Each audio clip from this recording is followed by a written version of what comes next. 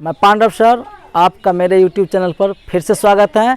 आज हम लोग बिहार बोर्ड के क्लास 10th के मैथमेटिक्स में 8वां चैप्टर त्रिकोणमिति शुरू करने वाले हैं, जिसे इंग्लिश में हम लोग ट्रिगोनोमेट्री बोलते हैं। त्रिकोणमिति अर्थात ट्रिगोनोमेट्री।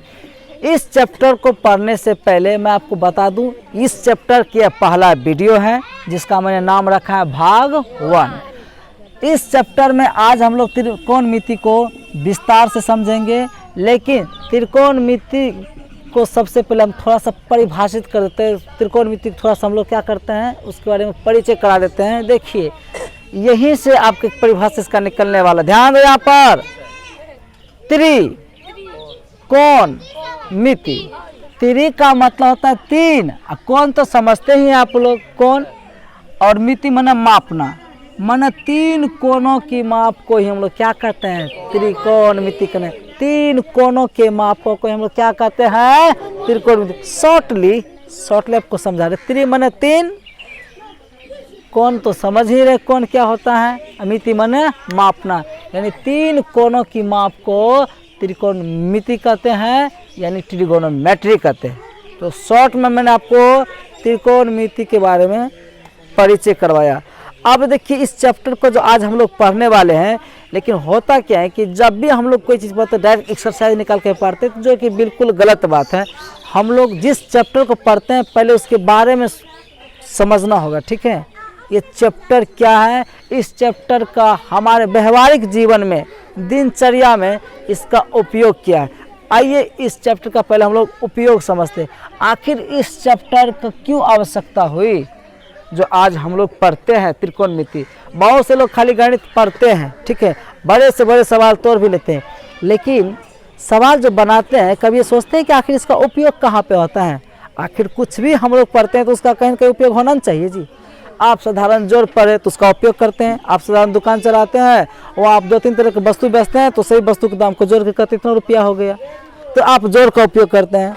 आप घाटा का भी उपयोग करते हैं। मान लीजिए आप दुकान में कोई सामान खरीदते हैं, आप उसको 100 रुपया का नोट दे दिए और आपने सामान 80 रुपया खरीदे, तो आपको कितने रुपये रिटर्न देते हैं, 20 रुपये देंगे। तो 20 रुपये देने का मतलब क्या, वहाँ पर घाटा का उपयोग हुआ, समझे कि नहीं।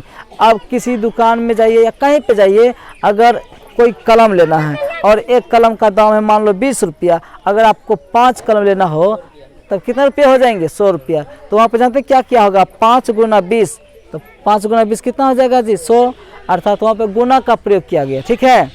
अब मान लीजिए 100 रुपया है, 4 बच्चों के बीच में बराबर बांटना है, तो हमें कैसे पता कितना कितना दे, तो हम लोग क्या करते हैं, 100 में 4 से भाग दे देते हैं, तो 25 आता है, तो 25 चारों बच्चों को दे देते हैं। तो कहने का मतलब हम लोग जोड़ घटा गुना भाग, ये जो सिंपल बच्चों में सीखे हैं उसका उपयोग आज हम लोग कर भी रहे हैं, कभी जोड़ने में, कभी घटाने में, कभी गुना करने में, कभी भाग करने में। लेकिन हम लोग बहुत बड़े बड़े सवाल को भी बना चुके हैं, तो उसका भी कहीं ना कहीं क्या है, उपयोग है, उसका भी कहीं ना कहीं क्या है, उपयोग है, ठीक है। तो आज हम लोग सिर्फ इसके बारे में चर्चा करने वाले। त्रिकोणमिति में हम बड़े से बड़े सवाल बनाएंगे, देखिएगा, प्रूफ कीजिएगा, बड़े से बड़े सवाल को बनाइएगा। लेकिन हम लोगों को ये भी समझना पड़ेगा कि आखिर इस सवाल का उपयोग कहाँ है। इस सवाल का उपयोग हमारे जनरली घरों में नहीं होता है, इस सवाल का उपयोग बड़े बड़े उद्योग में होता है, बड़े बड़े कारखानों में होता है। अब बड़े बड़े कारखानों उद्योग का मतलब हम समझा रहे हैं, अब मान लीजिए एक बड़ा बिल्डिंग बना रहे हैं, ठीक है, तो वहाँ पर इस सवाल का उपयोग होता है, या तो इंजीनियरिंग क्षेत्र में इसका उपयोग होता है। अब कैसे, मान लीजिए ये एक टावर है, ये क्या है, टावर है, यहाँ पर हम खड़े हैं, टावर को देख रहे हैं, ठीक है, टावर पे चढ़े भी नहीं, समझ रहे हैं ना, टावर पे हम चढ़े भी नहीं, टावर की ऊंचाई निकाल लेंगे।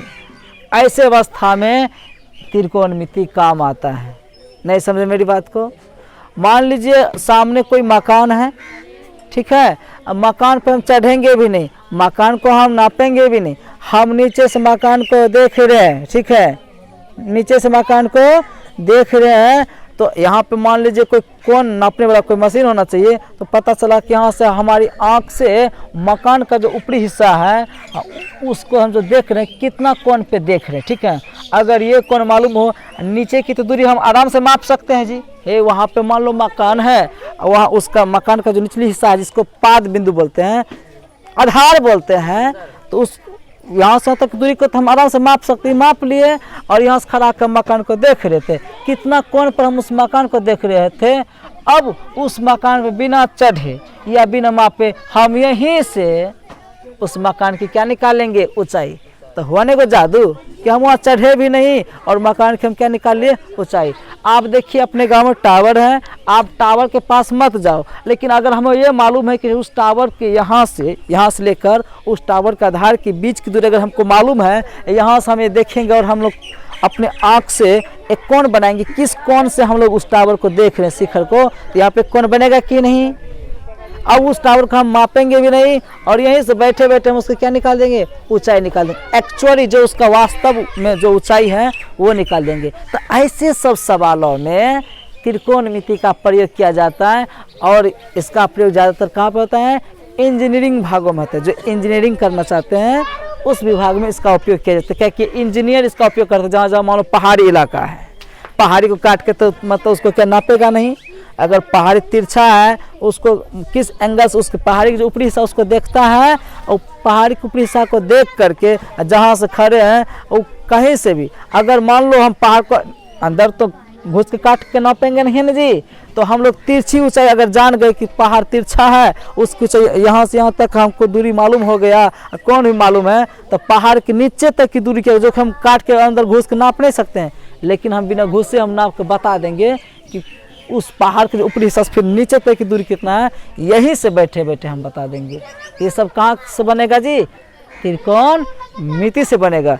इसी के बाद 8वां चैप्टर है ना, इसके बाद इसी का एक आधा भाग 9वां चैप्टर बन जाता है जिसमें त्रिकोणमिति का अनुप्रयोग, ठीक है। माने ऐसे सवाल का कहाँ कहाँ प्रयोग किया जाता है हमारे व्यवहारिक जीवन में, समझे कि नहीं। माने जहाँ पर जो चीज़ पॉसिबल नहीं है, कोई चीज़ पर हम चढ़ नहीं सकते हैं, वहाँ पे चढ़ने की भी कोई ज़रूरत नहीं है।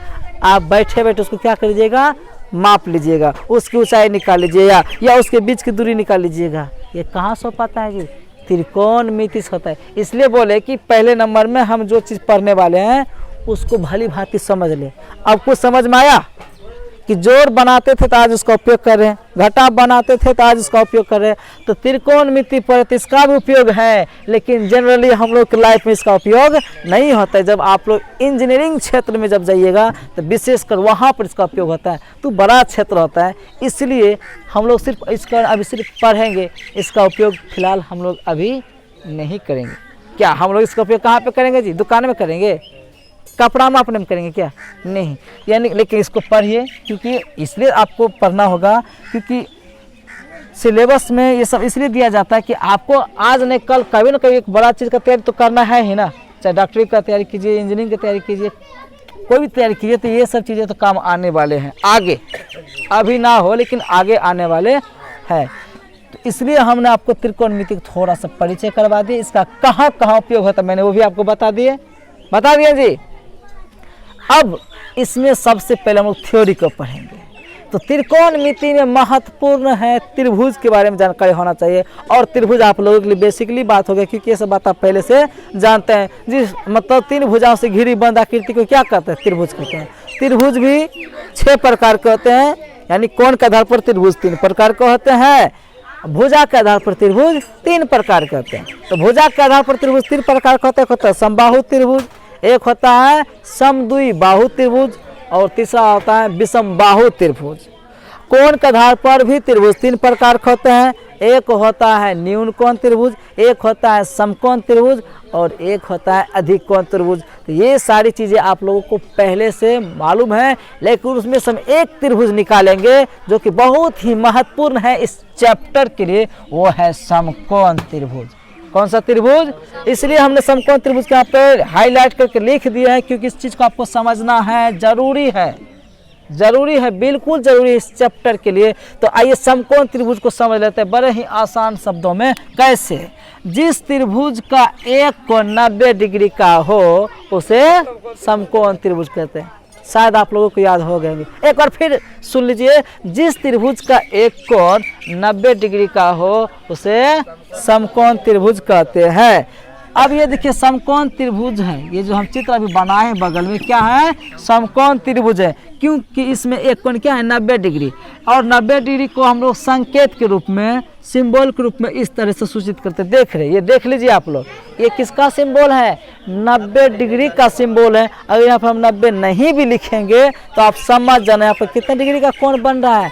90 डिग्री का कोण बन रहा है। यहाँ तक कोई दिक्कत?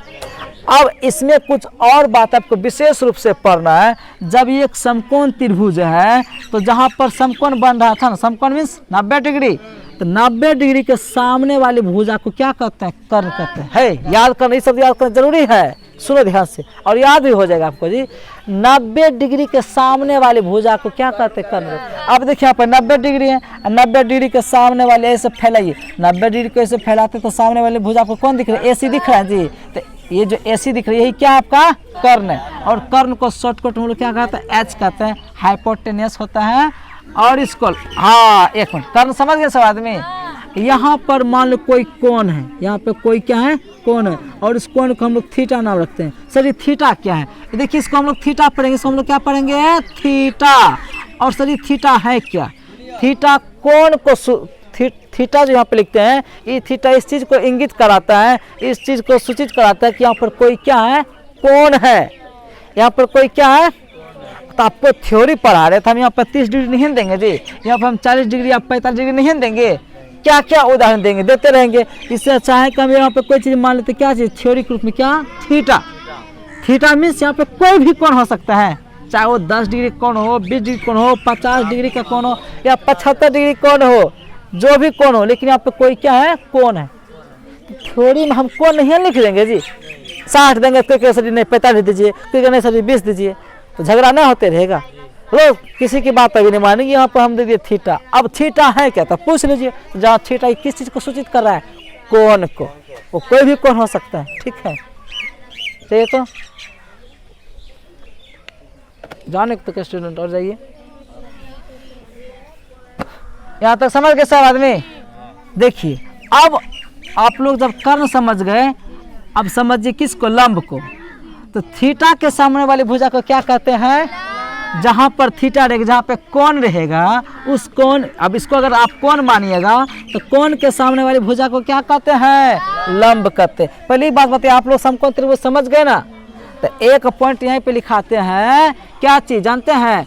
90 डिग्री के सामने वाली भुजा को कर्ण कहते हैं। क्या कहते हैं? कर्ण कहते हैं। ध्यान समझिए है स्टूडेंट, 90 डिग्री के सामने वाली भुजा को हम लोग क्या कहते हैं? कर्ण कहते हैं। जो यहाँ आपको दिख रहा है, याद हो गया? 90 डिग्री के सामने वाली भुजा को क्या कहते हैं? कर्ण कहते हैं। अब लंब, तो देखिए कर्ण समझ गए चित्र में कहाँ पे कर्ण हो सकता है जी। अब आता है लंब समझने की बात। तो आइए लंब समझाते हैं आप लोगों को, ठीक है? ध्यान से देखते रहिए, पहला क्लास है इसलिए इस चीज़ को बढ़िया समझना पड़ेगा, ठीक है? बाद बाकी सवाल एक तो छूट भी जाएगा तो चलेगा, लेकिन थ्योरी नहीं छूटना चाहिए। बार बार ये बच्चों को बताते रहते हैं, थ्योरी महत्वपूर्ण चीज़ होता है पूरे चैप्टर का, वो पूरे चैप्टर के लिए महत्वपूर्ण होता है कि नहीं? तो आइए हम लोग कर्ण को समझ गए, तो अब हम लोग लंब भी समझेंगे कि लंब कैसे, किसी भी समकोण त्रिभुज हम फटाक से कैसे समझेंगे ये लंब है, ये कर्ण है और ये आधार है। तो इस चीज़ को हम आज बड़े ही आसान शब्दों में समझाने का प्रयास करेंगे और आशा है कि आप लोग समझेंगे भी। तो देखिए आपका फिर अगला पॉइंट आता है लंब। लंब के किसे कहेंगे? तो यहाँ पे लिखेंगे थीटा। थीटा के सामने वाली भुजा को, थीटा यहाँ पर है जी, थीटा के सामने वाली भुजा को हम लोग क्या कहते हैं? लंब कहते हैं। कोई दिक्कत? अब सीधी सी बात है जी, एक त्रिभुज में 3 ही भुजाएं होती हैं। अगर हमें कर्ण मालूम हो गया, लंब मालूम हो गया, तो तीसरा जो छूट गया वो क्या होगा? आधार होगा, नहीं समझे कि मतलब जो तीसरा छूट गया क्या होगा, आधार। तो आधार के बारे में कोई टेक्निक देने की जरूरत आप लोग समझ गए होंगे, है कि नहीं। अगर हम किसी समकोण त्रिभुज कर्ण को समझ गए, ये कर्ण है और कौन लंब है, ये दो चीज समझ गए तो आधार बताने की कोई जरूरत है। वो तो स्वाभाविक जो भुजा बचा वो क्या होगा, आधार होगा। नहीं समझ जाएंगे, चलिए दो भुजा जान गए तो तीसरा भुजा ऑटोमेटिक हम लोग क्या समझ जाएंगे, वो क्या होगा, आधार। तो याद रखना पड़ेगा एक समकोण त्रिभुज में तीन भुजाएं किस रूप में होता है, एक होता है कर्ण, एक होता है लंब और एक होता है आधार। ठीक है, अभी थीटा के हिसाब से लंब ये है, कर्ण तो वही रहेगा 90 डिग्री के सामने वाली भुजा को। लेकिन यहीं पे एक चीज का ध्यान रखें, यहाँ इसके हिसाब से हम लोग डिसाइड करते हैं, यहाँ पे जो कौन इसको माने हैं, तो कौन के सामने वाली भुजा को क्या कहते हैं, लंब कहते हैं। कर्ण तो आप समझ गए कि भाई कहीं भी कोई भी समकोण त्रिभुज, चाहे मुंह इधर इसका घुरा हो, ठीक है, चाहे मुंह इसका इधर घुरा हुआ हो, तो अगर इधर घुरा यहाँ पर 90 डिग्री तो सॉरी इधर वाला कर्ण कहलाएगा, ठीक है। अगर यहाँ पर थीटा है तो ये क्या कहलाएगा, लंब कहलाएगा, ठीक है। अगर यहाँ पे थीटा ना तो यहाँ पे थीटा है तब ये लंब कहलाएगा और ये क्या कहलाएगा आपका, आधार कहलाएगा। यानी थीटा के सामने वाली भुजा को लंब कहते हैं और 90 डिग्री के सामने भुजा को कर्ण कहते हैं। चित्र किसी तरह से उलट के बन जाए उससे कोई दिक्कत नहीं है। मेन चीज आपको समझनी है कि 90 डिग्री जहाँ पर रहेगा उसके सामने वाली भुजा कर्ण हो गया और उसमें आप एक कोण मानिएगा, जिधर से आप कोण मान, चाहे आप यहाँ से मानो कि यहाँ से मानो, जिधर से मानिएगा उसके सामने वाली भुजा लंब कहलाएंगे। जो छोटा हुआ आपका क्या हो जाएगा, आधार हो जाएगा। हमको लगता है आप लोग बढ़िया समझ गए होंगे कि एक समकोण त्रिभुज में किसको लंब कहेंगे, किसको आधार कहेंगे, किसको कर्ण कहेंगे। ठीक है, तो इस चीज को हम अभी समझा भी दिए हैं कि 90 डिग्री के सामने वाली भुजा को कर्ण कहते हैं और थीटा के सामने वाली भुजा को लंब कहते हैं। समझ गए बात को, समझे कि नहीं बात को। इसको हम डिलीट करते हैं। अब देखिए, तो यहाँ पे लंब जिसको शॉर्टकट में पी से भी सूचित किया जाता है, परपेंडिकुलर को पी से सूचित किया जाता है। आधार को होता है बेस को बी से सूचित किया जाता है। कर्ण को हाइपोटेनस कहते हैं, तो जिसका की इंग्लिश क्या होता है, एक्स से सूचित किया जाता है। तो अब देखिए है स्टूडेंट, ध्यान दीजिएगा, आप लोगों ने एक समकोण त्रिभुज में क्या देखा, कर्ण, लंब और आधार। अब कर्ण, लंब और आधार पर कुछ सूत्र हैं जिसको पढ़ना है। वो सूत्र किसने दिया था जानते हैं, गणित में एक महान गणितज्ञ है पाइथागोरस। ठीक है, पाइथागोरस, ठीक है, उसने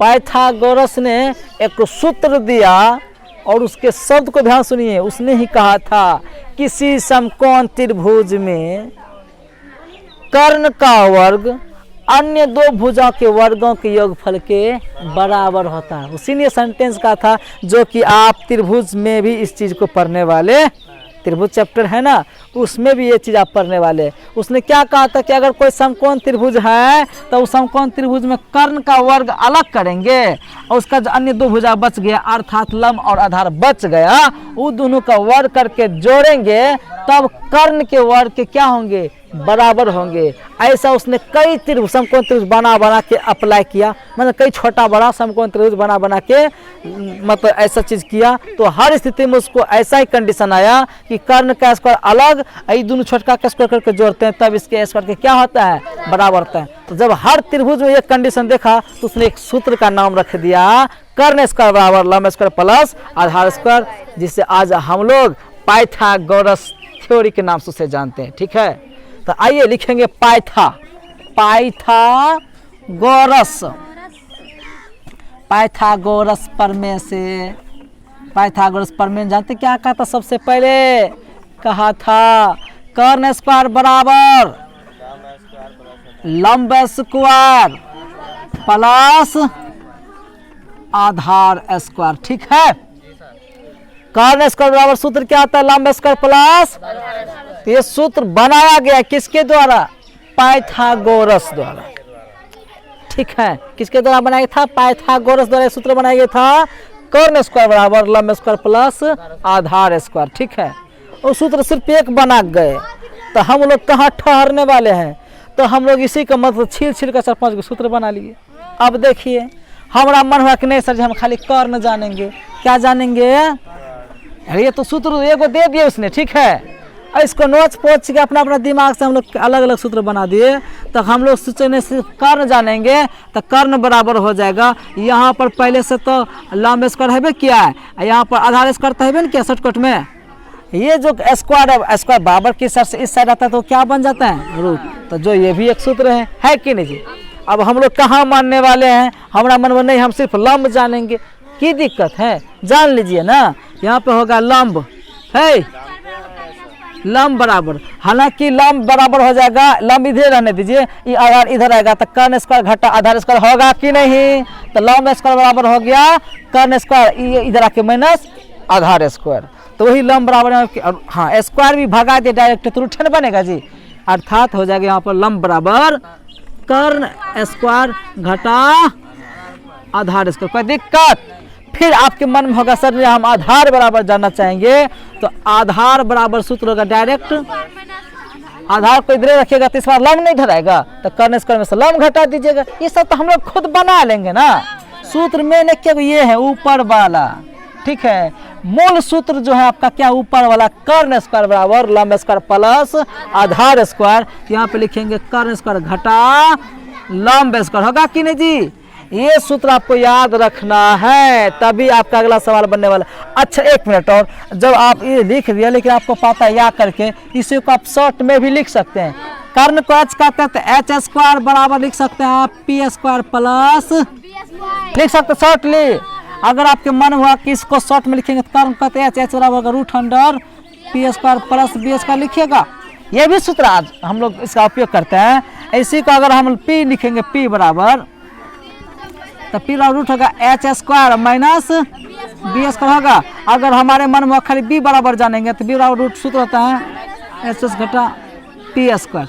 तो आपको जो याद रखना है, हमें लगता है जो याद किया दोनों याद रखिए, जब जिसकी आवश्यकता होगी उसका प्रयोग कर लेंगे। चीज एक के है, समय बचाने के लिए इसका प्रयोग करना है, अगर आपको बढ़िया से लिखना है तो इसका प्रयोग कीजिए।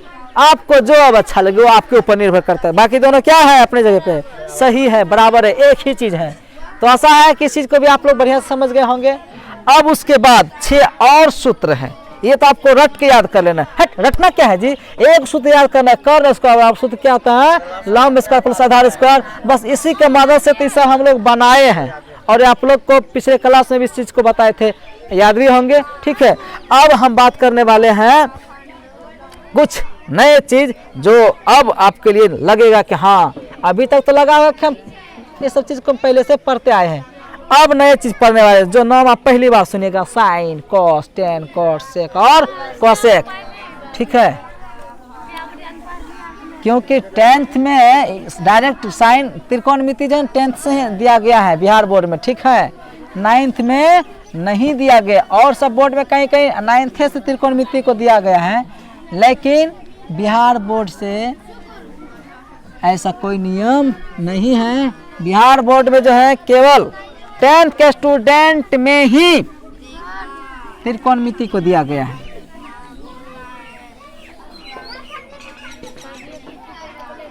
आप सुनो ध्यान से,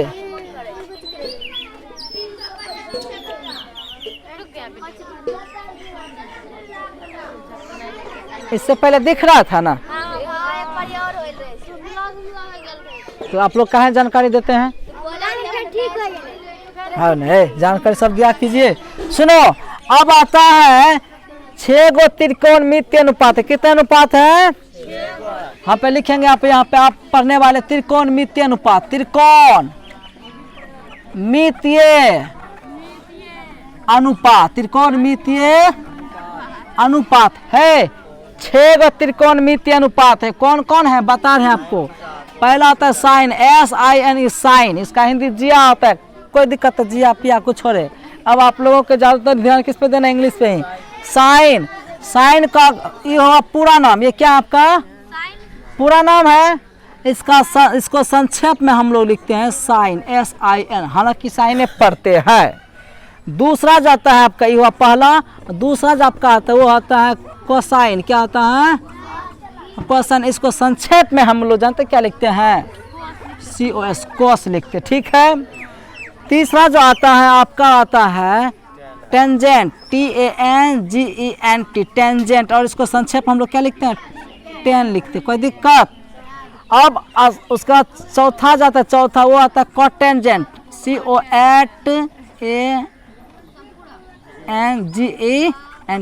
कॉटेंजेंट को हम शॉर्टकट में क्या लिखते हैं, कॉट लिखते हैं। और पांचवा आता है सेकेंड, SECANT, सेकेंड, और सेकेंड को संक्षेप हम लोग क्या लिखते हैं, सेक लिखते हैं। और छठा जो आता है आपका त्रिकोणमिति अनुपात, वो आता है कोसेकेंट, कोसेकेंट, ठीक है। कोसेकेंट का संक्षिप्त रूप होता है कोसेक। तो अब आप लोगों को ये नहीं, ये ध्यान में रखना है, साइन, कोस, टेन, कोट, सेक, कोसेक। बोलिए मेरे साथ दो बार, साइन, कोस, टेन, कोट, सेक, कोसेक, क्योंकि इसका उपयोग पूरे चैप्टर में होने वाला है। हाँ, फिर से बोल दे एक बार, साइन, कोस, टेन, कोट, सेक, कोसेक, ठीक है। अब हम लोग ठीक है, फिर इसको डिलीट करते हैं। इसी पे आधारित फिर इसके लिए कुछ फॉर्मूला है। क्या है फॉर्मूला, जो आपको एकदम रट लेना है, और रट लीजिएगा तो मजा आ जाएंगे, ठीक है।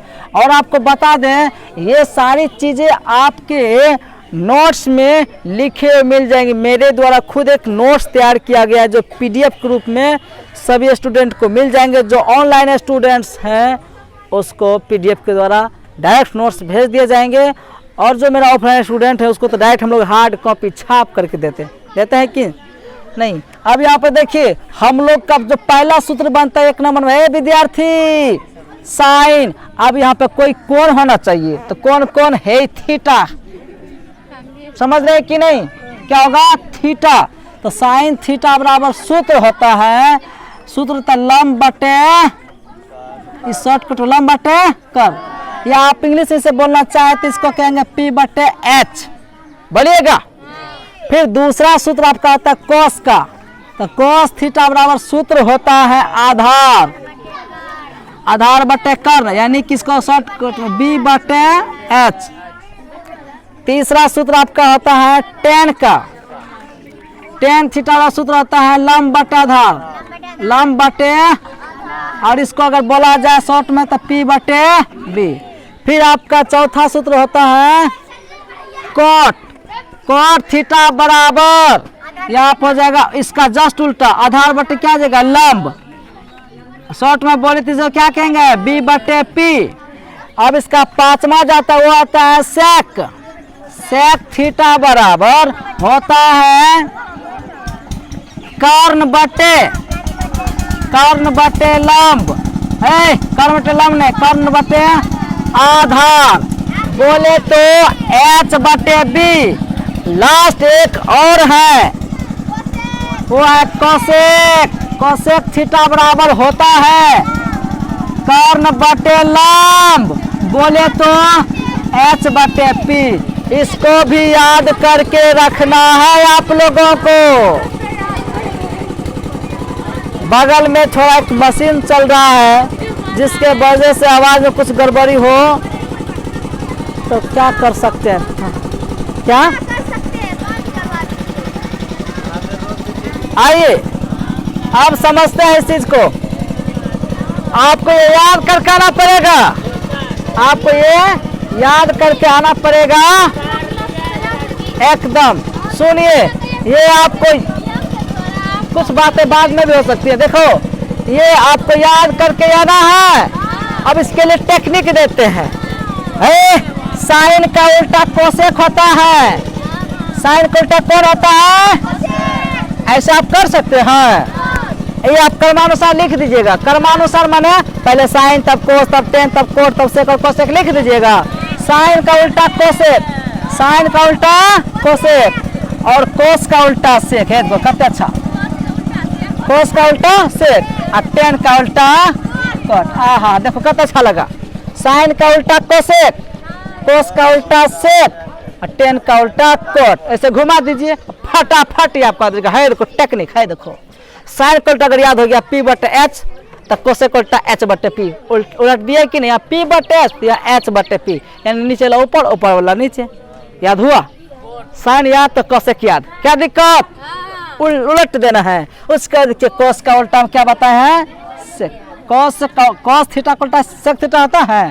कोस का अगर हम पढ़ लिए B बटे H, इसका H बटे B, क्या दिक्कत? और टेन का उल्टा कोट, टेन का अगर सूत्र होता है P बटे B, इसका हो जाएगा B बटे P। मैंने आपको मतलब 3 को याद करना पड़ेगा, अगर 3 याद हो गया तो 6 अपने आप याद हो जाएंगे, लेकिन ये आपको क्रमानुसार याद रखना पड़ेगा, तब इस क्रम में लिखिएगा तभी नहीं हो पाएगा जी। तो ऐसे याद रखिए, नहीं तो साइन का उल्टा कोसेक, कॉस का उल्टा सेक और टेन का उल्टा कोट। कोई प्रॉब्लम?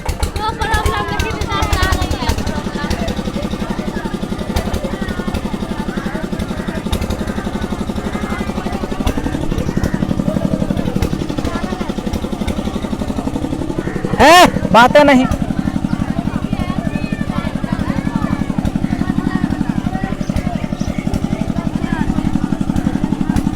अब देखिए, है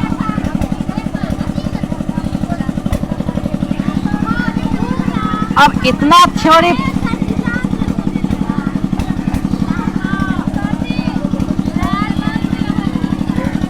इस पे दिखता है ना, वही सब हम किस तरह दिख रहे वो मायने नहीं रखता है। इस पे जो लिखते हुए आपको दिख रहा है ना, हाँ लाल दिखे काला दिखे, दिख रहा लिखा हुआ, ये हम बोल रहे हैं। बस ये दिखता है, बस हो गया। अरे आप लोगों को पढ़ते समय सिर्फ लिखावट दिखना चाहिए। यहाँ काले हैं कि गोरे हैं उससे क्या मतलब आपका? हट, आप लोग क्या काले गोरे करते हैं? ध्यान दीजिए, लिखावट आपको स्पष्ट दिखना चाहिए, ठीक है? हाँ दिखेगा, एकदम दिखेगा। अब कहिएगा सर इतना सूत्र हो गया, इतना सूत्र परोस दिए, देखा देखो सवाल हो जाता तो कितने मजा आ जाता ना। तो अब हम लोग सवाल शुरू करने ही वाले हैं, प्रश्नावली 8.1 शुरू करने वाले हैं, लेकिन हमारा ख्याल आज नहीं करेंगे, ठीक है? लेकिन कल करने से पहले, लेकिन आज एगो हम आपको सवाल के लिए सवाल जरूर देंगे। तो हे देखिए, एगो समकोण त्रिभुज ऐसा बना हुआ, ठीक है? समकोण त्रिभुज बना हुआ है, इसका नाम A है, इसका नाम B है, इसका नाम C है, और यहाँ पर 90 डिग्री का कोण है। इसमें ये दिया है कितना? 6 सेंटीमीटर। कितना दिया है? ये दिया है आपका कत जानते हैं? 4 सेंटीमीटर। उल्टा इस 8 सेंटीमीटर दिया है, ये दिया आपका 6 सेंटीमीटर। ये बराबर हुआ। कर्ण हमको क्या करना है? तो मान लीजिए सवाल नहीं आप अभी क्लास में हम आपको पढ़ा रहे हैं कि यहाँ पर कोई त्रिभुज में, कोई समकोण त्रिभुज में लंब 8 सेंटीमीटर दिया हुआ है, आधार 6 सेंटीमीटर दिया हुआ है, तो हमें कहता कर्ण ज्ञात कीजिए। मीन्स ये कहते हैं सवाल 1 नंबर में कि भाई AB बराबर दिया है 8 सेंटीमीटर, BC बराबर दिया है 6 सेंटीमीटर, तो AC बराबर हुआ। मैंने कहता है तो AC ज्ञात कीजिए, ऐसा कोई सवाल है? हम अपना मन से भी सिखा रहे हैं। कहेगा किसी समकोण त्रिभुज में AB बराबर 8 सेंटीमीटर, BC बराबर 6 सेंटीमीटर, तो AC ज्ञात कीजिए। तो कीजिए। तो आपको पता है भाई, जिसे हम लोग AB कह रहे हैं ना, AB। अब हमको AC ज्ञात करने के बाद अब पता करना पड़ेगा AC है क्या, AC है क्या। तो लिखेंगे आप पर पहले नंबर में बात नहीं, हम लिखेंगे लंब। लंब बोले तो लंब यहाँ पर क्या है? AB है जी। AB कत दिया हुआ है? 8 सेंटीमीटर। और उसके बाद यहाँ पर देखिए BC में आधार हो गया, यहाँ पर नीचे तो आधार हुआ जी। आधार बोले तो यहाँ पर क्या दिया? BC दिया था, वो कितना दिया है? 6 सेंटीमीटर। अब हमको कर्ण निकालना है। कर्ण हमें AC बराबर क्या है? 8 है। तो हे विद्यार्थी, कर्ण बराबर सूत्र आपको याद है? कर्ण सूत्र होता है √100 लंब स्क्वायर प्लस आधार स्क्वायर। अभी सूत्र पढ़ाया है कि नहीं? कर्ण यहाँ पर क्या AC है? AC इक्वल टू बराबर लंब। लंब को क्या AB माने हैं?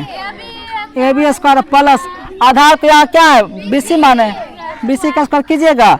AC इज इक्वल टू यहाँ पे देखिए ये भी क्या, ये भी कमर कितना था, 8 था।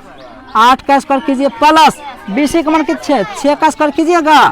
अब इधर आ जाइए, AC इज इक्वल टू √100 80 अरे 8 का स्क्वायर 80 प्लस 6 का स्क्वायर 6 6 के 36।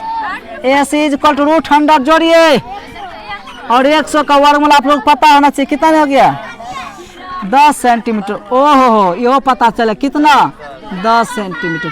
ऐसे आपको मान लो कोई त्रिभुज में 2 भुजाएं दिए हुए रहेंगे तो तीसरे भुजा के निकालने का आप लोग नहीं निकाल लीजिएगा।